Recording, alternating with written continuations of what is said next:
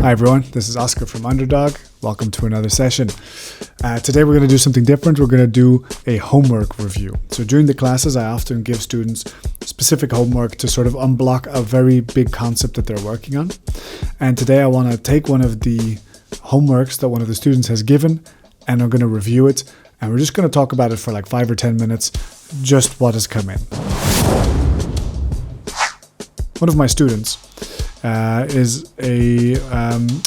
she's a very passionate techno producer. So what she's attracted to is really rough music that has a lot of distortion to it, and all the music is very much dominated by a very strong kick drum. So if you want to make really strong techno, well, maybe it's more important to learn about what kind of kick drums that you're attracted to, rather than getting too deep into music theory or things like this. So one thing before even getting started, instead of always choosing a random kick drum, I told her, try to figure out how you're going to make your kick drums. Like, are you going to go to a sample pack and just choose a random sample? Are you going to compose a kick from different samples? Are you going to use a kick synthesizer like Punchbox or Kick2? And then on top of that, what kind of distortion are you going to be using? Is there something there that you want to get familiar with your tools and have them ready, so that at the start of every track you don't have to wonder, how am I going to make a kick? So I gave her this homework to give me a couple of kick sketches in different methods and to figure out which ones suited her best. So we're going to have a look at those, and we're going to jump right in and give her a little bit of feedback on those. Okay, great. Here we are in Ableton, and she sent me her live set. And she sent everything to me here. You can see everything's blue because she bounced it all, or she froze it all. She didn't bounce it to audio, but she froze it. That way, when she uses plugins that I don't have, I still have access to the audio. So that's the best way to send people a file. And there's a group here called Kick1. Then there's a track called Kick2, Kick3, and Kick4. So let's have a quick look at each kick individually. So let's take a look at the first kick. What we've got here is 3 tracks stacked on top of each other, running into a group, and on the group there's a limiter. We have here an oscilloscope, which is going to show us the overall output, and we're just going to listen to them all together.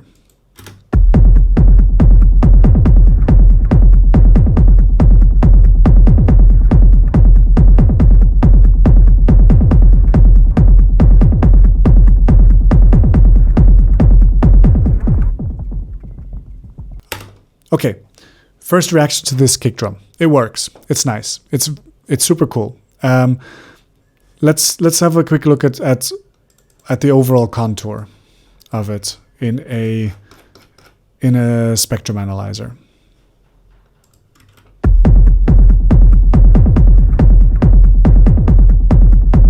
Okay. Its fundamental frequency, which you can tell by being the leftmost peak on the spectrum analyzer, is super low. It's like 42, which is like an F on the keyboard, and that's really the low end of kick drums. For reference, a 909 kick drum has its fundamental frequency at 55 Hz.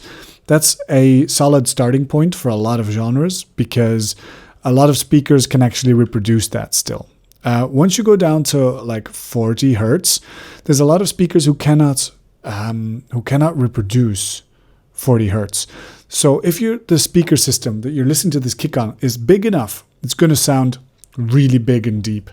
However, if the speaker does not have the capability to reproduce those frequencies, then it will just be lost. It will be a kind of a block, block, block, block. You'll only hear the attack. It'll sound a little bit like this.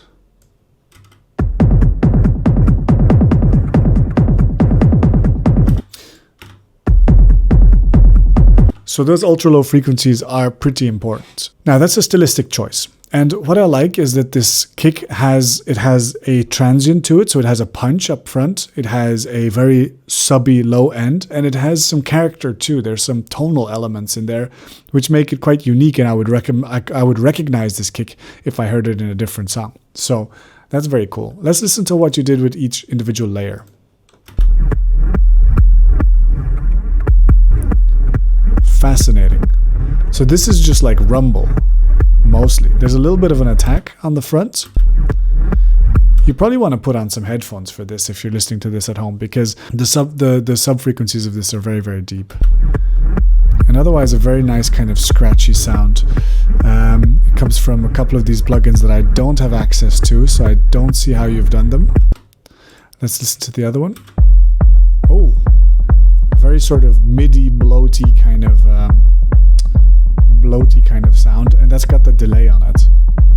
So this delay is a ping pong delay, and it kind of gives a little bit of ear candy in the sides. So that definitely adds to the overall groove. So this one kick drum, even though it seems like it's only one kick drum, seems to fill up an entire groove, and that's really good. That gives like a kind of a pulling and pushing that you don't get if you only have one kick drum that's playing forward to the floor with no effects. And then so let's listen to the third one.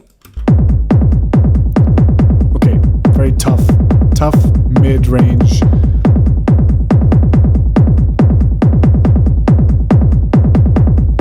With some filter delay.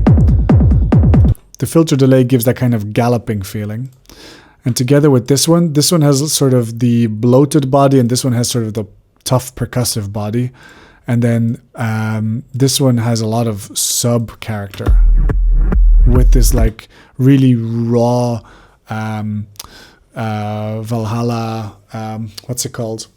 Valhalla reverb that has been distorted and that has been gated to give a great atmosphere. So all three together, yeah, they work really well. My main concern is only about having chosen the fundamental frequency so low. Could we fix that real quick if we wanted to? I mean, could we increase it? Well, how would we do that? Let's first identify where that fundamental frequency is coming from.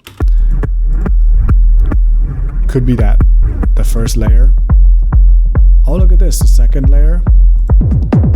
And the third layer doesn't really have so much of a pronounced sub peak, but this one and this one are very close to each other. Okay, intermezzo. In a different video, I want to talk to you about why it's dangerous to play two strong subtones that are very close to each other.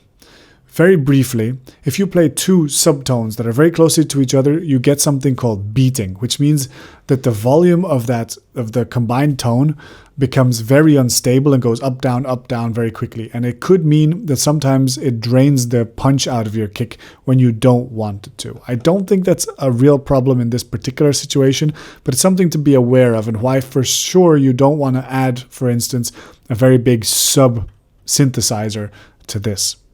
I'll explain the concept of bass phasing in a separate video, a very short tech tip. So that was the review of kick number 1. So let's talk about kick number 2. Kick number 2 is an Ableton drum rack, which has a bunch of samples inside of it. And let's give it a listen.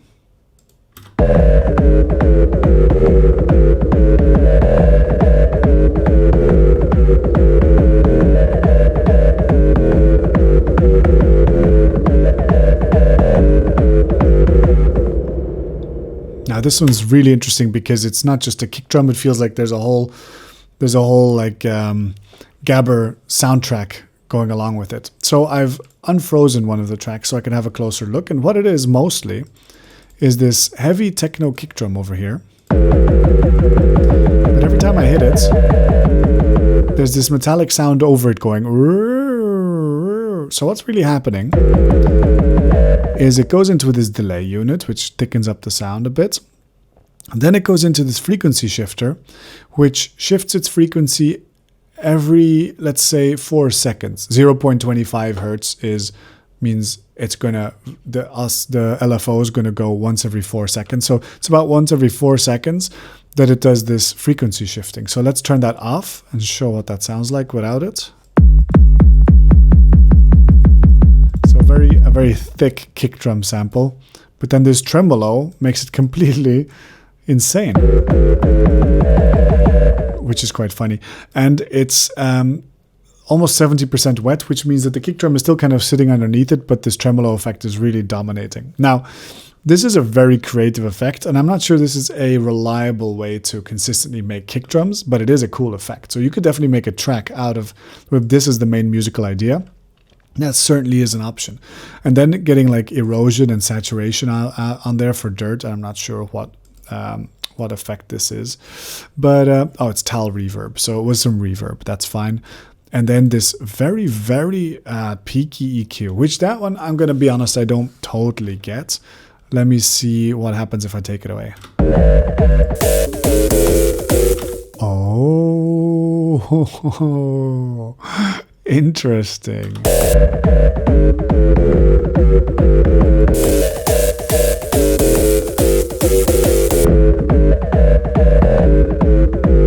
Okay, that's fascinating.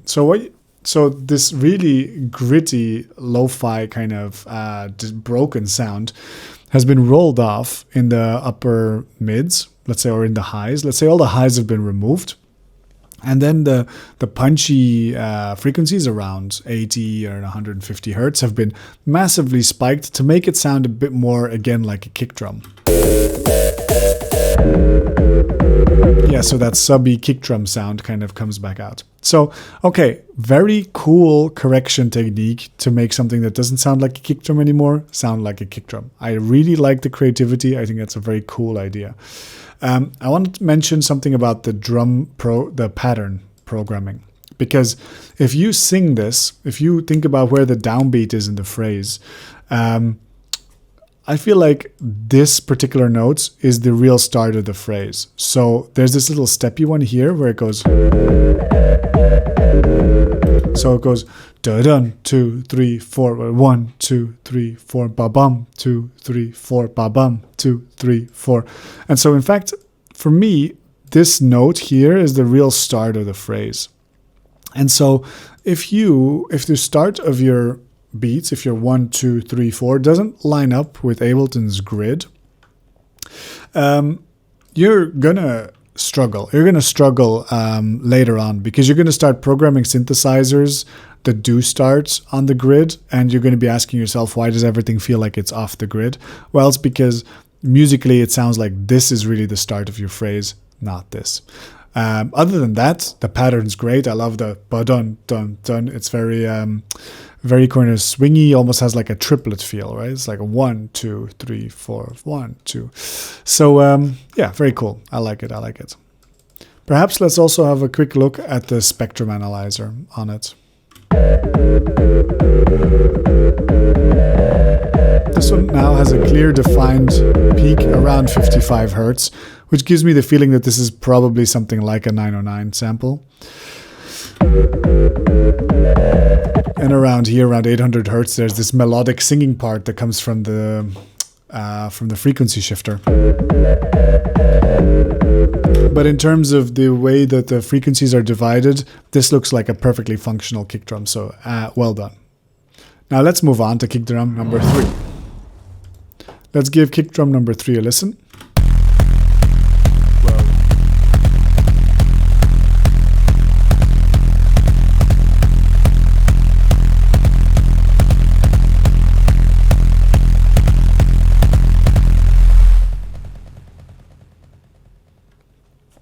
So the method used in kick drum number 3 is to use a kick synthesizer called Punchbox, one that I like using myself a lot. And it's a very different experience than using samples.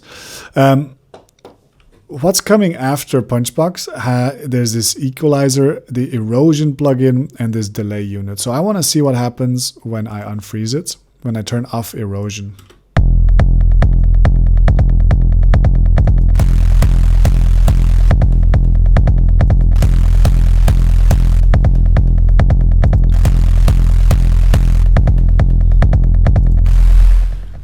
Now, I really like the creative use of the erosion here. It creates a massive wall of static sound, which is really, really dominant. It takes up a lot of space, and that's probably appropriate for your genre.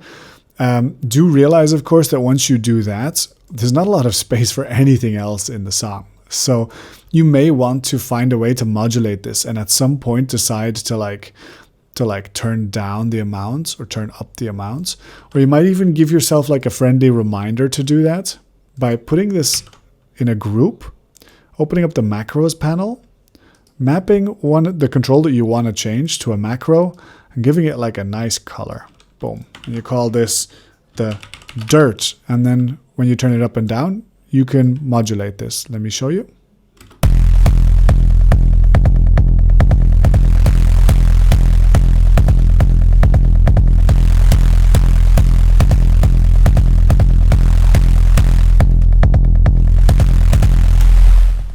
So now you've given yourself the visual cue that this is a performance parameter and that you can really use this for very big effect. Now, this equalizer is a very ambitious equalizer. It's a bit nuts going this far. It might maybe let's see what it looks like turned off.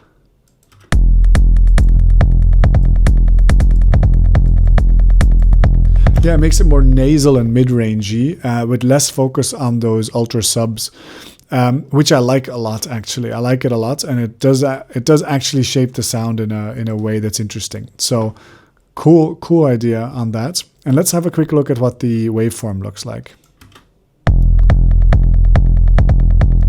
Okay, again a peak in the low 40s, which gives a very deep, warm sound. But again, got to be careful. Not all systems can reproduce that, but cool. Yeah, like mid 40s, low 40s is fine. There's plenty of other artists doing that, so it's not wrong. You've got this great, like, yeah, it's really full. Of course, I got to turn up the dirt. Yeah, there's loads of frequency content going on there, right? All the way up the frequency spectrum. Now, one thing that I might recommend is just removing this first one here, this shelving filter, because look what's happening here in the absolute like inaudible low frequencies. See how that's like going up? You generally don't want that. Like you can just roll off the ultra lows. Like anything below 30 is definitely good to go. So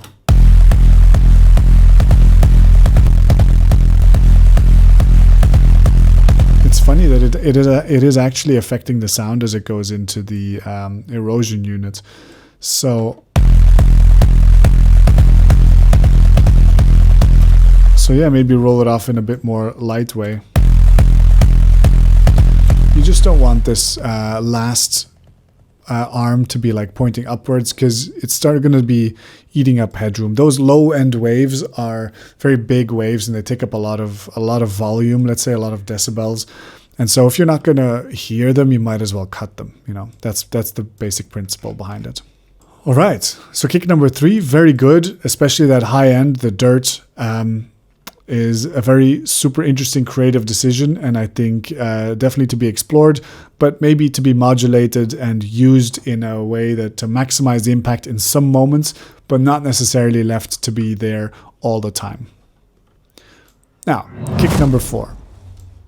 Let's listen to kick number 4.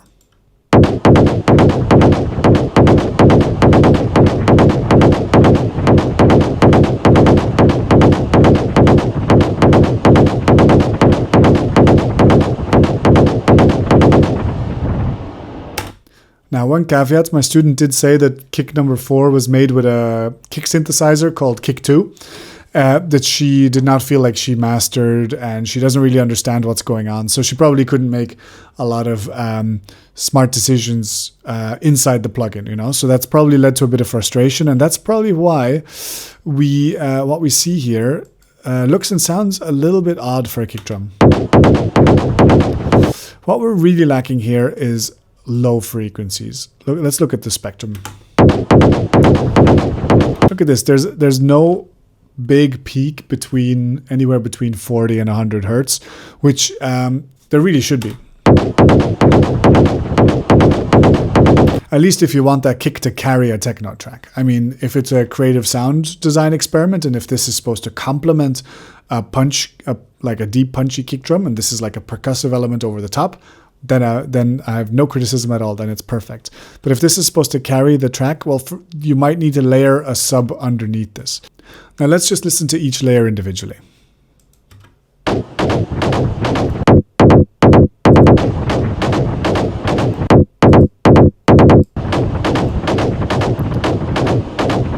So there's one layer that's really wet and reverbed and slushy, which is very creative, and I like it. And then there's this dry version, which I could imagine that this should actually be the one that carries the track with the subby lows. So let me unfreeze it and have a quick nosy inside of it and have a quick look to see if we can give it some peak. Now, interestingly, again, I see you boosting the frequencies around 100 hertz. This has been working for you so far, and I think it is a good idea to use your ears like this. Now, don't forget, though, that there is a peak 1 octave below 100 hertz. So 1 octave means that the frequencies are half or double, right? So an octave below 100 hertz is at 50 hertz, and that's around the area where you need to have a big peak to give that sort of sub-warm, like full feeling. So let's have a quick look what it sounds like without this equalizer. And this limiter is doing massive amounts of work. That's also a bit odd. Okay, no, it doesn't seem to be doing that much. The saturator. Okay, we still got a kick. It doesn't have any body to it. So let's have a look. All right. What is happening with this kick? It's a very odd shape here, because usually if you're looking at a kick, it looks like some variation of a sine wave. So what you've got here is the subsection is allegedly shaped like a sine, but I don't believe this is a profile of a sine wave, and we've increased the harmonics an incredible amount. If we decrease them, it's going to start looking like a sine again. Look at that. So when we increase the harmonics, suddenly it stops to look like a sine wave and starts to look like some other kind of wave. And that is indeed, that's one of my favorite ways of using this plugin, indeed, is to take something that's clean and then introduce these harmonics in the subcontrol there to give like a kind of a gritty punch. That's awesome. But this pitch going down maybe also brings down the pitch below the audible spectrum. So let me bring it up to regular. Oh no.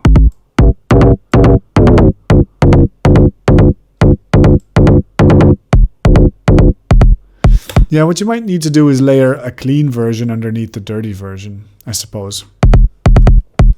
Because this one has that punch. If you look at this one on the spectrum analyzer, there it is. About 40 hertz again. And you could layer that in with the dirty layer here. Now, there is a slight delay between one and the other. I'm not totally sure why that is, but these notes are not falling at the same time. And I suppose it's to make like a percussive pattern of multiple elements, but that stops them from blending as if they're one sound, which I guess I thought was going to happen here. So let me move everything up 1/16th notes so they're on the same. So hopefully they blend into one sound. There we go. Oops. And then, of course, I have to do this consistently, otherwise it goes out of sync.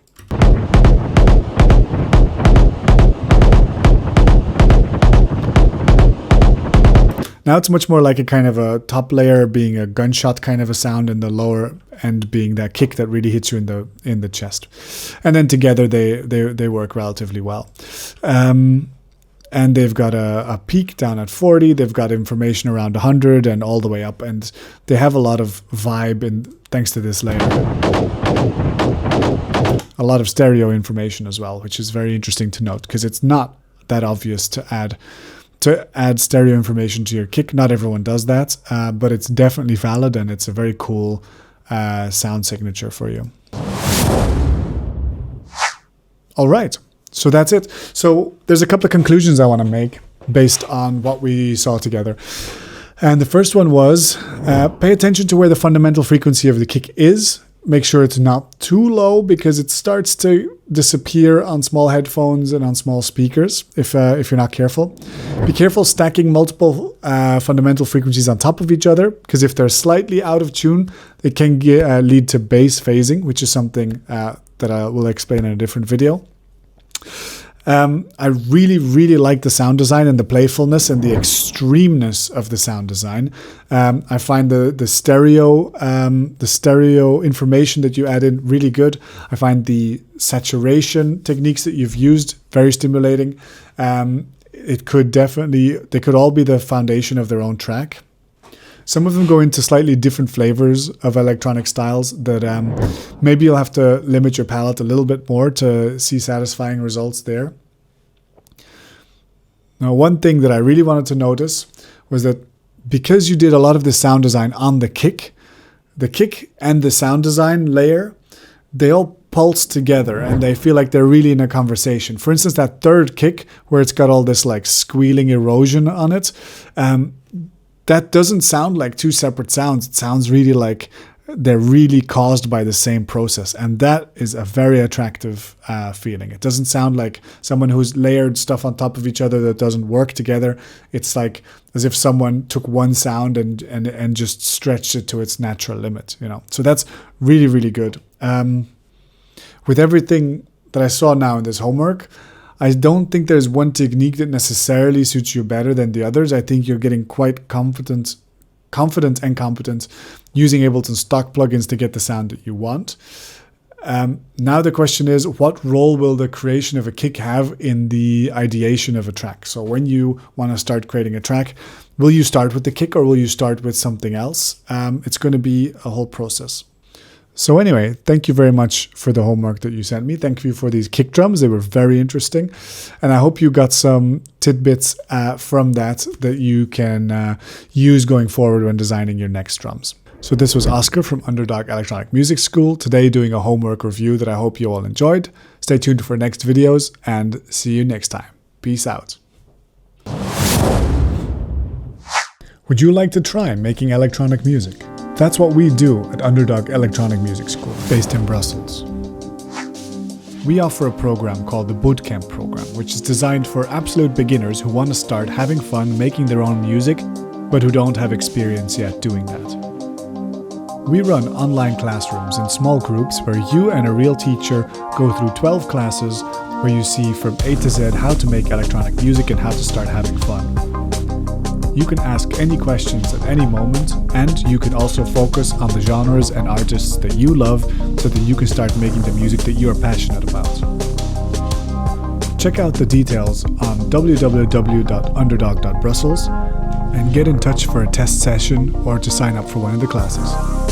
So, until we hear from you, see you online.